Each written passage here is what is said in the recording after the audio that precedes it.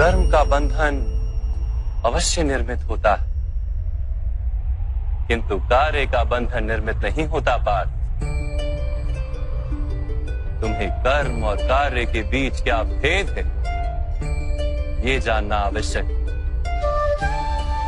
सभी कर्म कार्य, किंतु सभी कार्य कर्म नहीं। कर्म उस कार्य को कहते हैं जिसके साथ फल की आशा जुड़ी। मनुष्य जब भी सुख की, संपत्ति, प्रशंसा की आशा रखकर कोई कार्य करता है तो वो उस कार्य के फल से बंध जाता है। जब किसी कर्म को फल की आशा से किया जाए तो उसे सकाम कर्म योग कहते हैं, और जब किसी कर्म को बिना किसी फल की आशा से किया जाए तो उसे निष्काम कर्म योग कहते हैं। इसी कारण से उसे बार बार जन्म लेना पड़ता है। वास्तव में मनुष्य को कोई कर्म नहीं बांधता, कर्म से जुड़ी आशाएं उसे बांधती।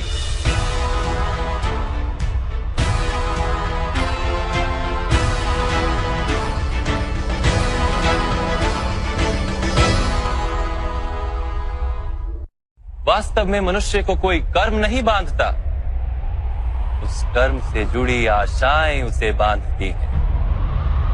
वो कैसे माधव? यदि इस युद्ध में तुम्हें विजय होने की आशा है तो पराजित होने पर तुम्हें भीषण दुख होगा, और वो दुख तुमसे कोई अन्य कार्य करवाएगा जिसके लिए तुम्हें दूसरा जन्म लेना पड़ेगा।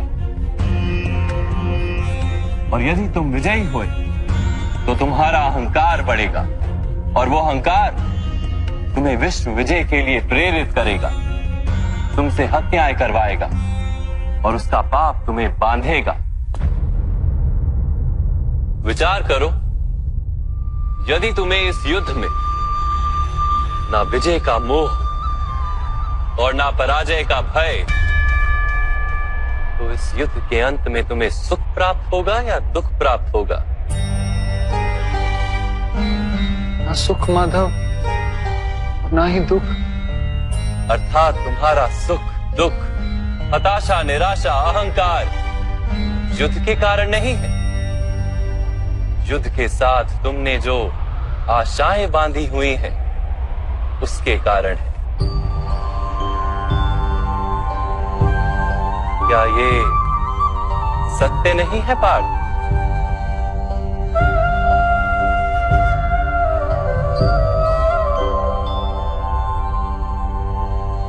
सुख दुखे समे कृत्वा लाभा लाभो जया जयो ततो युद्धाय युज्यस्व नैवं पाप मवाप्स्यसि। अर्थात सुख दुख को समान मानकर लाभ हानि जय पराजय का विचार किए बिना यदि तुम युद्ध करोगे कौन्तेय, तो तुम पाप के भागी नहीं बनोगे। इसी को कर्म योग कहते हैं। जो सांख्य का ज्ञान प्राप्त कर लेता है वो ये जान लेता है कि वो शरीर नहीं, केवल एक आत्मा है। शरीर के भोग और अनुभव तो केवल मृत्यु तक है, अर्थात वास्तविक नहीं, केवल माया है। उसके लिए कर्मयोगी बनना सरल हो जाता है। परंतु माधव, यदि कार्य से बंधन निश्चित है तो क्या संसार का त्याग करके संन्यास लेना उचित नहीं? इसी विचार का परिणाम है कि आज ये युद्ध हो रहा है पार्थ।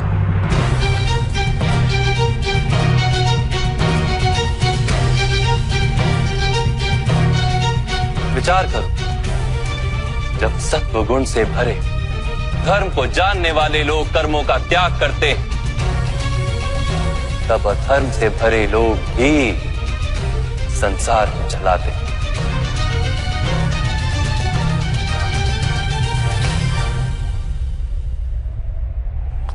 यदि महामहिम ने संसार का त्याग ना किया होता तो आज अधर्म इतना बढ़ता ही नहीं।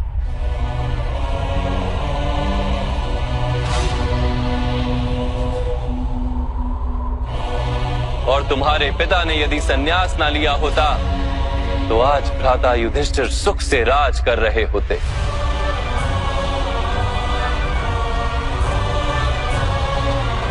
और अपनी प्रजा को न्याय और धर्म का ज्ञान दे रहे होते।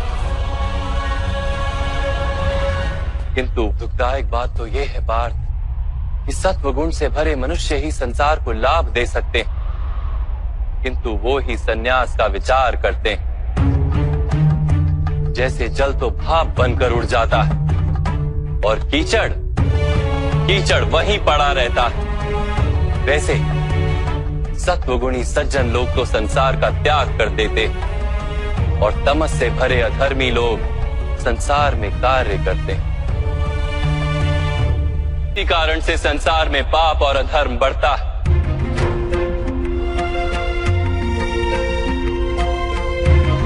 किंतु कर्मयोग इस विचित्र स्थिति से सारे संसार का रक्षण करता है।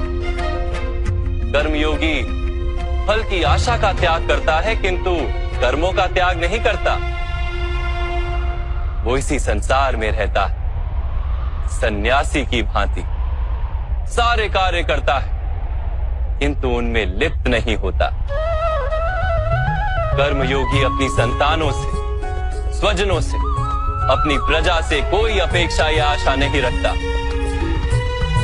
स्वयं उसे संन्यास का लाभ होता है, किंतु समाज को संसारी की भांति लाभ देता।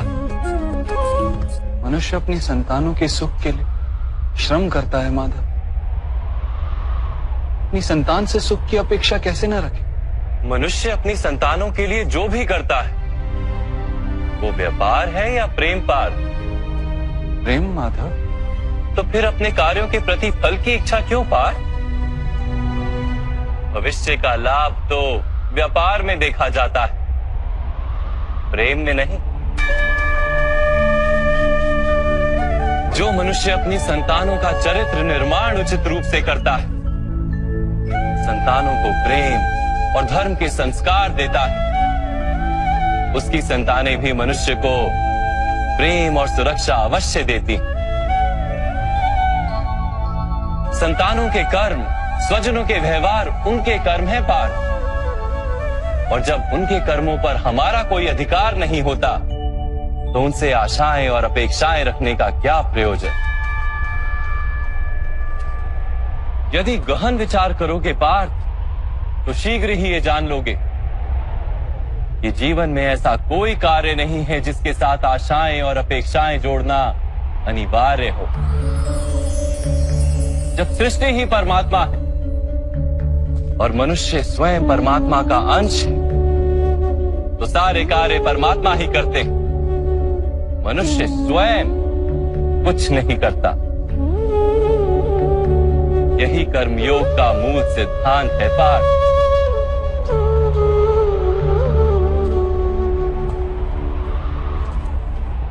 तुम्हें भी कर्मयोगी बनकर ये युद्ध करना आवश्यक है पार्थ। त्रिगुणिया विश्या वेदा निस्त्रिगुण्यो भवार्जुना निर्द्वंद्वो नित्यस्तत्वस्थो निर्योग क्षेम आत्मवान। 3 गुणों का त्याग करके निर्गुण बन जाओ पार्थ। इस द्वंद्व से मुक्त हो जाओ। सदा सत्व अर्थात परमात्मा में बुद्धि लगाकर कर्तव्य का वहन करते रहो। कुछ प्राप्त करने की इच्छा और कुछ प्राप्त किए हुए का रक्षण करने का विचार त्याग दो पार्थ और अपनी आत्मा को स्वतंत्र कर।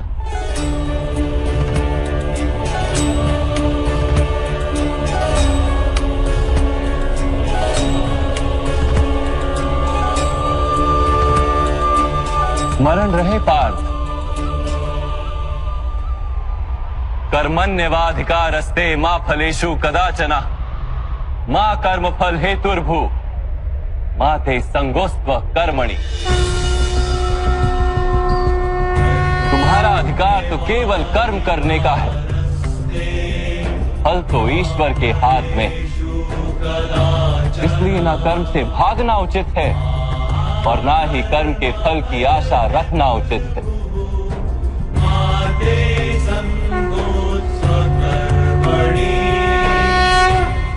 जो फल का त्याग कर दे परंतु कर्म का त्याग ना करे, ऐसे कर्म योगी को कैसे जाना जा सकता है माधव? विश्या विनिवर्तन्ते निरहारस्य देहिनः रसवर्जम रसोप्यस्य परम दृष्ट्वा निवर्तते। सुनो पार्थ, जो स्वाद से छूटने के लिए भोजन का ही त्याग कर देता है, वास्तव में उसके मन से स्वाद की लालसा कभी जाती ही नहीं। उसे दोहरी हानि होती है। एक तो वो निर्बल हो जाता है, जिसके कारण परमात्मा को प्राप्त करने का जो प्रयत्न अनिवार्य है उसे वो नहीं कर पाता, और दूसरा सदा ही उसका मन स्वाद की लालसा से भरा रहता है। इसलिए भोजन का त्याग करने से उत्तम है स्वाद की लालसा का ही त्याग कर दिया जाए। कर्मयोगी अपने मन की सारी लालसाओं को खींच लेता है, जीवन को कर्तव्य मानकर कार्य अवश्य करता है, किंतु उन कार्यों से जुड़ता नहीं। और बात, जो व्यक्ति अपने कार्यों से आशाएं और इच्छा नहीं रखता, उसी के कार्य पूर्ण होते हैं। एक असफलता से दुखी होकर जिसका मन डोलता नहीं, एक सफलता से आनंदित होकर जो स्वयं को सर्वश्रेष्ठ नहीं मानता, ऐसे ही व्यक्ति को कर्म योगी कहते हैं। और ऐसा व्यक्ति जीवन में बार बार सफल होता है।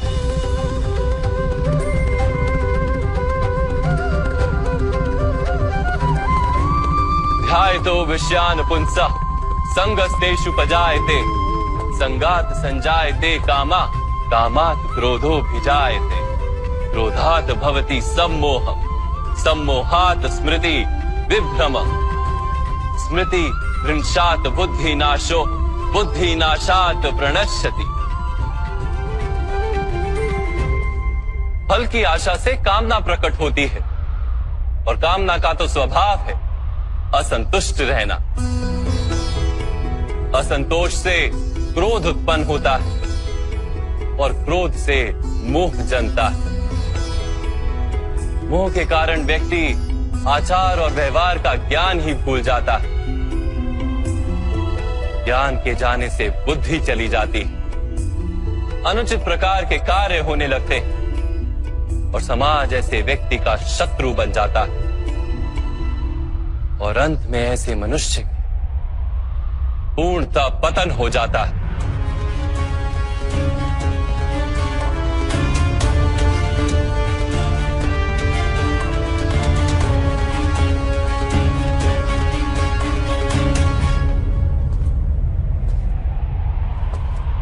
जैसे भ्राता दुर्योधन, उनके सेनापति महामहिम उनके ही शत्रु हैं, और तुम्हें विजय का आशीर्वाद दिया है।